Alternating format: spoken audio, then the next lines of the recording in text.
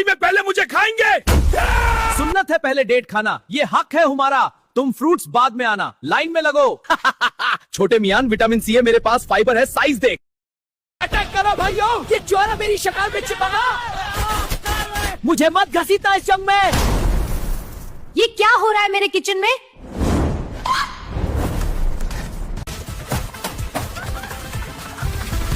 कुछ नहीं हुआ, हम तो प्यार से बात कर रहे थे, बेस्ट फ्रेंड्स हैं हम। ये दुआ के बाद राउंड 2 होगा।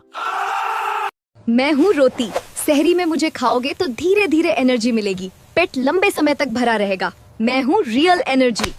मैं हूँ ब्रेड, सहरी में मुझे खाओगे तो इंसुलिन स्पाइक होगा, थोड़ी देर की फेक एनर्जी मिलेगी, फिर सिर दर्द होगा। मैं हूँ दलिया, सहरी में मुझे खाओ, मैं तुम्हें फाइबर, हेल्दी एनर्जी और लंबे समय तक चार्ज अप रखता हूँ। मैं हूँ मसालेदार खाना, मुझे सहरी में मत खाना, नहीं तो तुम्हारे पेट में जलन होगी और पेट खराब भी हो सकता है।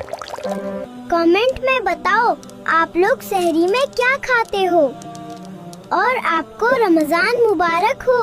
आज फैसला होगा पहले कौन। पहले मैं आऊंगा, मैं हूँ इफ्तार का किंग।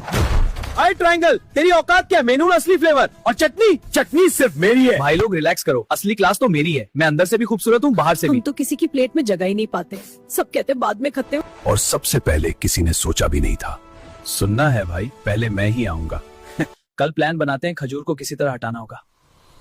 सच सुनना चाहोगे?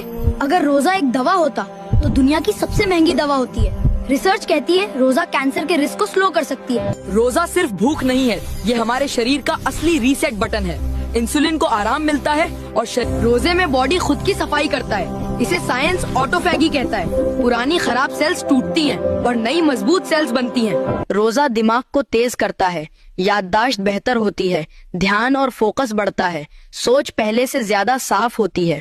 रोजा दिल की हिफाजत करता है, ब्लड प्रेशर संतुलित रहता है, खराब चर्बी कम होती है और दिल मजबूत बना रहता है। रोजे में इंसुलिन लेवल कम होता है, बॉडी को रेस्ट मिलता है, फिर फैट एनर्जी में कन्वर्ट होता है और मेटाबॉलिज्म स्ट्रॉन्ग होता है। वे रोजा फैट बर्निंग शुरू कर देता है, बॉडी जमा चर्बी जलाने लगता है, उसे ऊर्जा में बदल देता है और बॉडी हल्का और स्ट्रॉन्ग बनता है।